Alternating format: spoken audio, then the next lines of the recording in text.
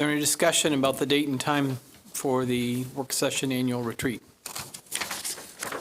All those in favor of approving the date and time as mentioned, please signify. That's 4-0. The third agenda item this evening is to reaffirm the statement of board ethics. Thank you, Mr. President, and the rest of the board members. This is pretty easy for us due to the fact we're like 4 times straight board exemplary awards from the ISBA. These are things that we just do. We go to a lot of meetings, the board does. We do a fall, we do a spring, we go to the conference in the fall.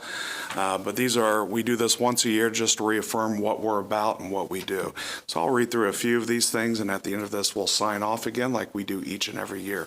But a school board member for the school town of Speedway, a member has the honor and the high responsibility by always putting terms of children's first, by understanding the basic function of the school board is policy making and not administrative, and by accepting the responsibility of learning to distinguish between these two functions. A school board member in Part 2 should demonstrate respectful relationships with other members of the board. A school board member should maintain desirable relations with the superintendent of schools and other employees. A school board member should maintain commitment to the community. As they have key points underneath each one of those. We've done this each year that I've been here since 2014, and I'm sure it's been done way before that also. So my recommendation is to approve and to reaffirm statement of board ethics. Mr. President, I move that we reaffirm the statement of board ethics. Thank you. I'll second. Thank you. Is there any discussion of the statement of board ethics? I just want to make a point to the community that I'm unaware of another board in the state, really, that is as congenial as we are, that gets things done without conflict the way we do. We rub shoulders with boards across the whole state when we're at the various State Board Association activities where we are engaging in basically continuing legal education so that we are the best board members that we can be. But we're around boards, and we know people in other school districts, and I mean, it's just unheard of. And the number of things that we can do and the way that we work together to meet the code of ethics to do these major points is just really remarkable. And so we spend a lot of time talking about being proud of the district and of others in the district, but I'm proud of us for how we do this. And I think that it's a really good thing that Speedway has. Any other comments or discussion about the board, the board ethics statement? All right, would all those in favor of reaffirming the statement of board ethics please signify? That passes 4-0.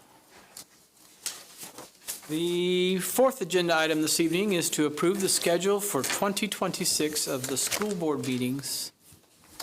Thank you, Mr. President. And the recommendation is approve the 2026 schedule of the school board meetings. The October meeting will be all dates will be the same. We'll start there. All dates will be the second Tuesday of each month, except for October because it falls in fall break. So that date will be the first Tuesday, and that's October only.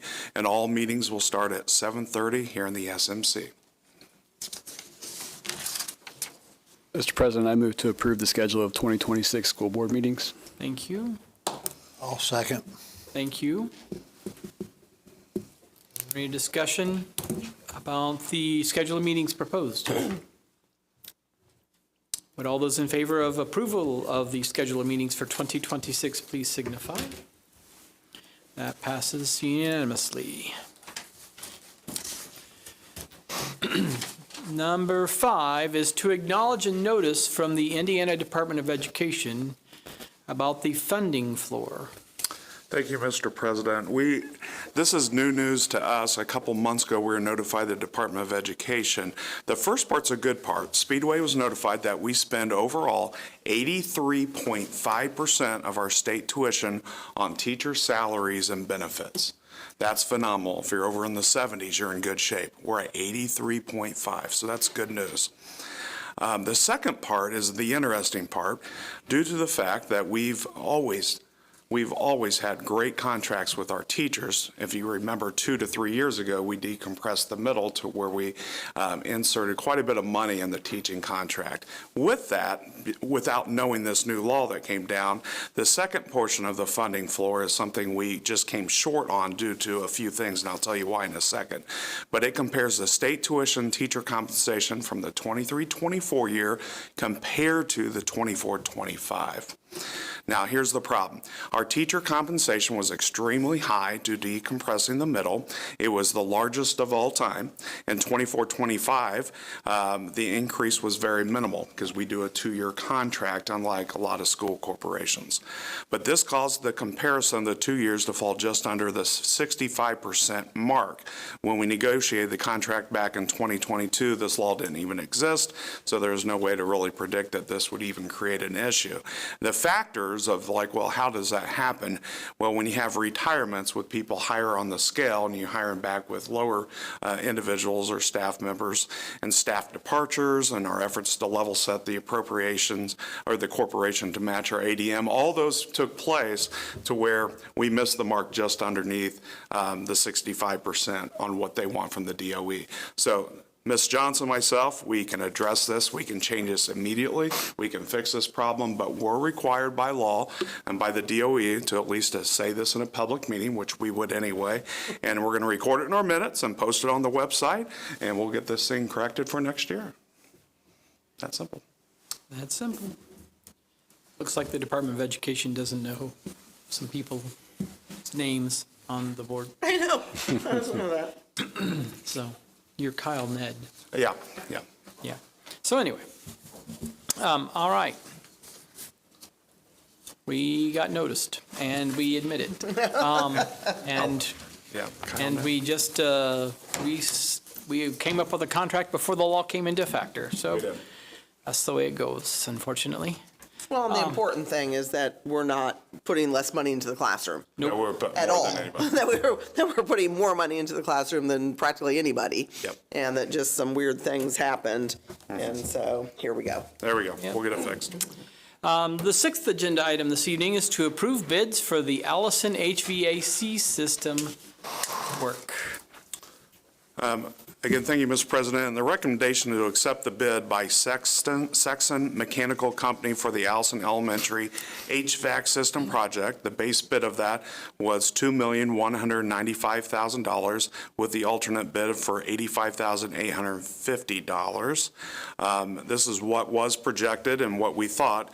A total of 3 companies submitted competitive bids for the project. So we felt very fortunate. Anytime you go to a bid, you want more than 2, and we had 3 for this. The scope includes complete replacement and renovation of the HVAC system at Allison Elementary, providing updated energy-efficient equipment that allows individual room temperatures controls. The existing system has served the building for more than 60 years. Which is a testament to the quality and longevity to Speedway Schools constructions and our standards of how we take care of those. So the recommendation is to accept this bid, and happy to answer any questions, or Mr. Roseborough can.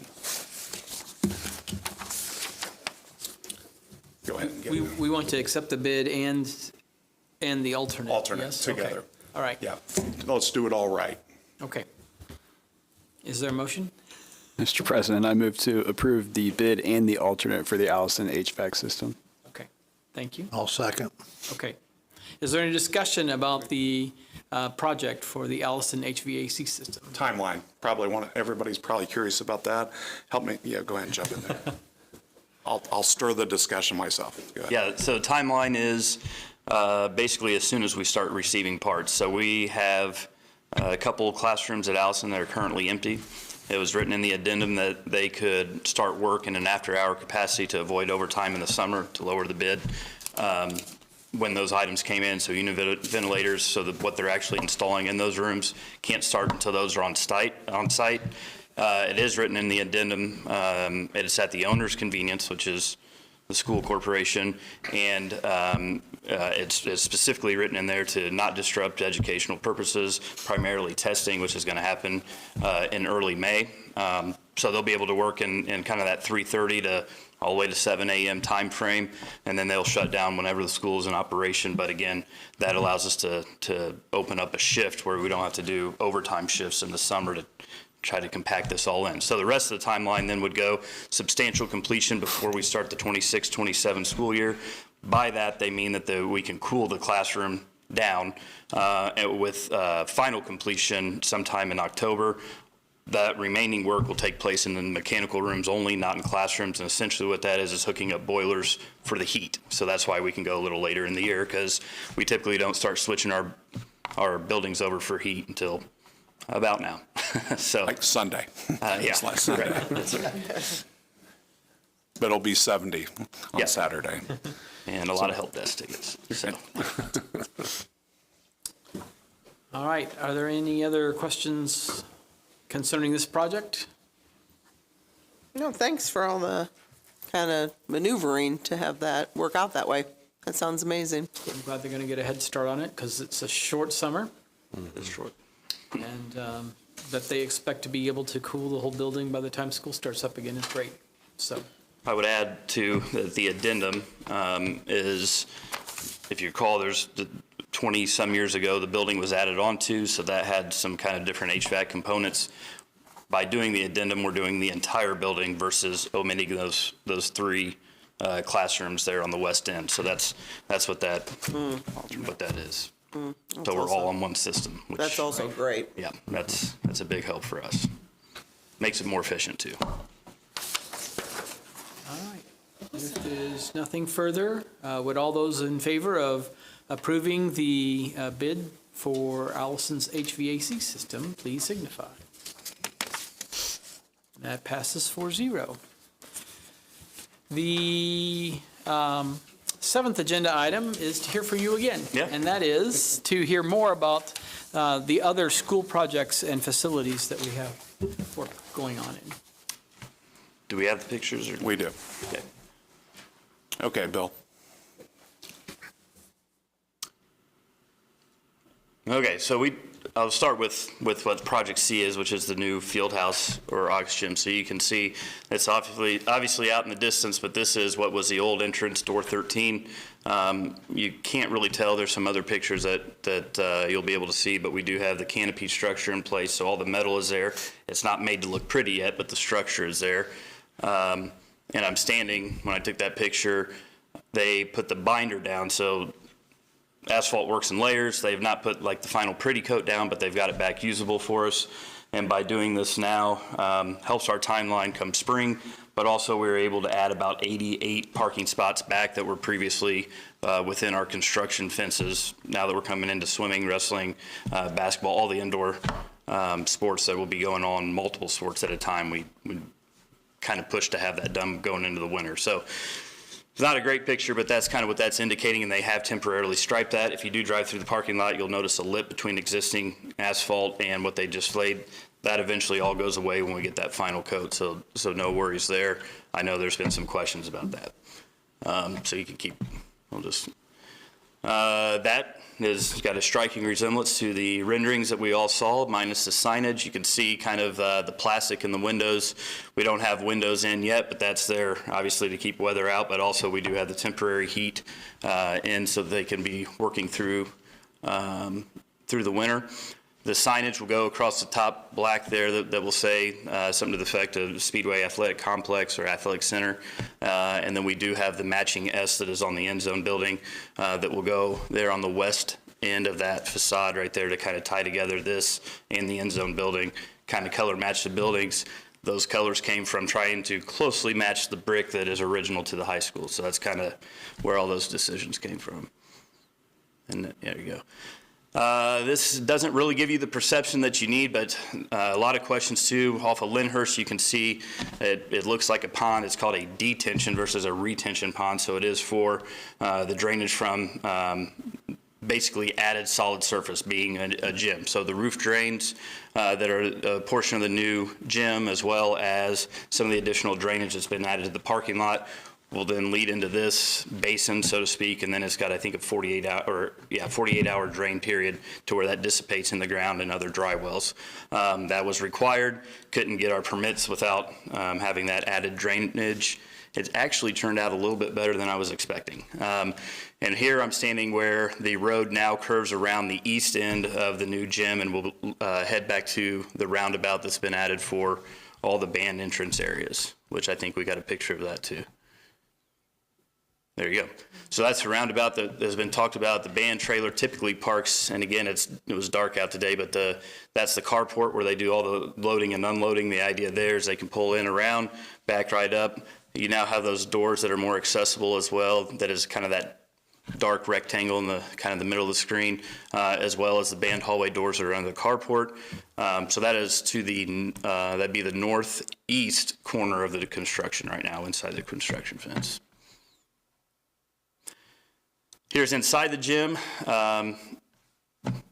Pretty basic, nothing, none of the structures. We actually just went through our shop drawings of all the apparatus that'll be hanging from the ceiling. So those will be all the basketball goals, total of 18 basketball goals. The volleyball nets go into the ground. The batting cages that can also be used for golf are coming down from the ceiling as well. So all those will be hooked to those rafters. And then the rubber floor, which obviously there's no flooring in there yet, but the rubber floor will also be set up for tennis courts as well. And this is looking, you can kind of tell in the blurriness of the windows, so that would be looking out towards the south. So we're standing kind of where the existing Aux gym would have been.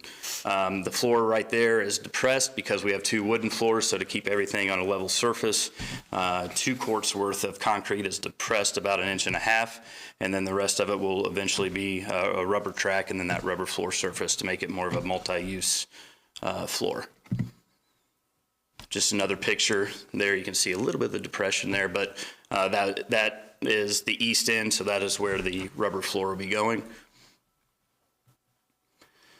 So this, it's hard to tell, but this is actually the old Aux gym. So about 2/3 of the old Aux gym is now weight room. Those openings that you see there will eventually be windows that lead into the locker rooms. Again, you don't want to be closed off from supervision. So people are like, why do you put windows in a weight room? It's more so you can see out and what people are doing in the hallway than seeing in and seeing what everybody's doing.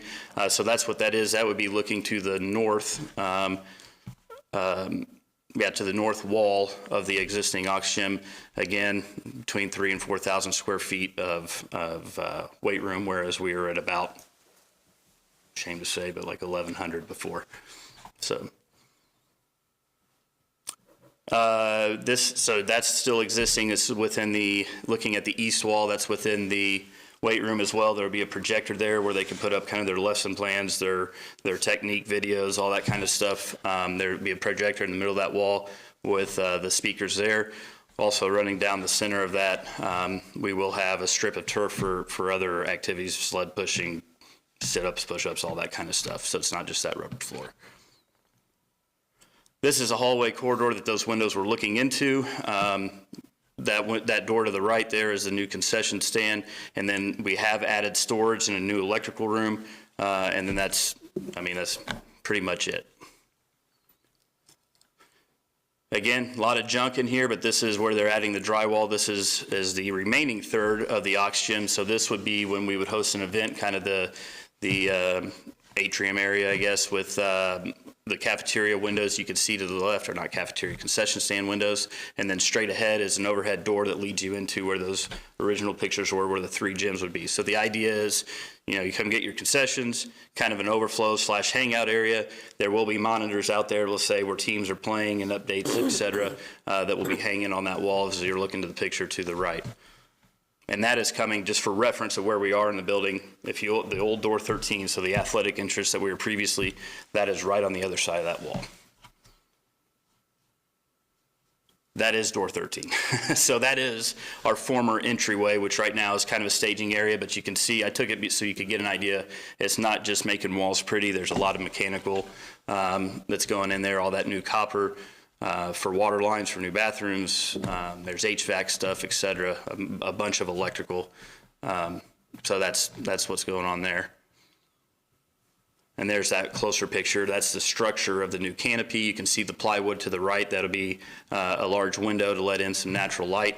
And that would be the primary athletic entrance now, not only for the new facility, but going into the to our current main gym.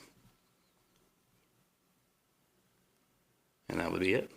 Other things to note about the project on that, we have completed, and I know Mr. Smith had kind of screwed up your class reunion tour, but we have completed the switch over now from basically all new electrical. So our building is on that, all the sub panels, all the major panels. AES has done their switch over.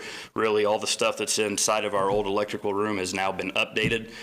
So now all the electrical work now is simply connecting the new portion to the old portion. So that's a not very exciting part, but is a huge part of our infrastructure and where there's a lot of dollars in this project that were involved. I will say the last thing about Project A, we are almost closed out with all the contracts there. The way we are set up, the school actually holds the contract. Meyer Nasia manages it. We've got one kind of outlying issue that we are working through as early as today that's probably going to get pushed until April because we just have some things to deal with on terms of materials, et cetera. And we do have awnings over concession stands, and other than that, that building and that project is pretty much wrapped up. We have our temporary certificate of occupancy for, and when I say Project A, I'm talking football stadium. We have the temporary certificate of occupancy for that, which really the only thing that means is we need another piece of paper. We're allowed to fully use it, and all we're waiting on there is for the grass to grow. We got to have 75% coverage before we get that final piece of paper, but we are able to fully use that. And the same is true for our maintenance building. So we can use them. We just are still kind of on the hook until we get some green. So probably not till the spring.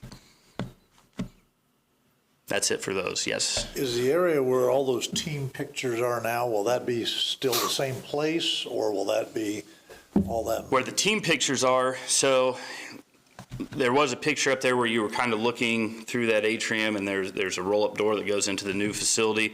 They have kind of designed that to be kind of like I don't know if you want to call it the wall of fame or whatever, that we can continue that all into that area, into that space as well.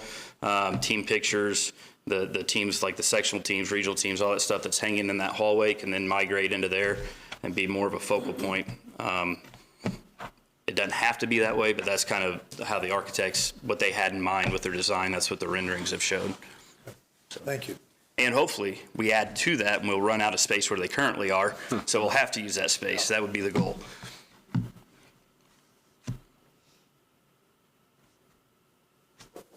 Awesome, thanks. Sure. Sounds Anything like else? everything's going well. It is. We are still tracking for May, but all side conversations indicate we could be done a little earlier, which is good. Goal is for sure before race. So, which the original timeline was June.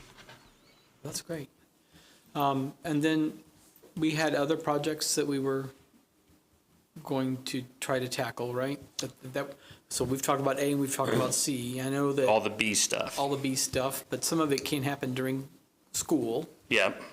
Some of it we're waiting for potential future awarded funds, I guess, for lack of a term, to do some of those. So we do have, so a lot of what you're talking about, like stage curtains, stage floor was one, windows at Wheeler. We have quotes on a lot of those. I think we're kind of waiting to see where we land. Can jump in this. So our Lilly grant will not be known until December 27th, I believe, is what's stated on that. Okay. So I'm sure if we're I was allowed gonna to say that word. So What's that? I said I wasn't sure if I was allowed to say. I'll say that word, because we applied for it, and we've talked briefly about this. We won the first part, the second part of Lilly. The third one, again, we applied, and that could be $30+ million. So if that does happen, a lot of these, the end projects that we had in the beginning of discussions will be wrapped up into that also. Okay. Because we'll do a total overhaul on everything, and they're talking about the auditorium and the Right. band area and the extension. We just don't know if we're going to get it or not. So I guess to answer the question, the homework has been done in terms of quotes. Some would potentially have to go to public bid because of procurement laws and how big those numbers are. But we do have the things that we could do. We do have all that, and it's just kind of waiting to see, do we pull the trigger there? Do we do it differently? So I know we had lintel work we were going to try to do at Yeah, and junior high building. most of that's been addressed Right, and throughout then the windows weren't going to be, the windows at Wheeler weren't going to be tied to anything in the Right. Lilly grant if we were to win it. So, So we've had a couple different companies out. That would have to be a public bid process because of how the magnitude of that has grown. Okay. So that means we got to get design involved. So that's kind of where the holdup on that has been. So again, it has happened, but we're kind of in that limbo.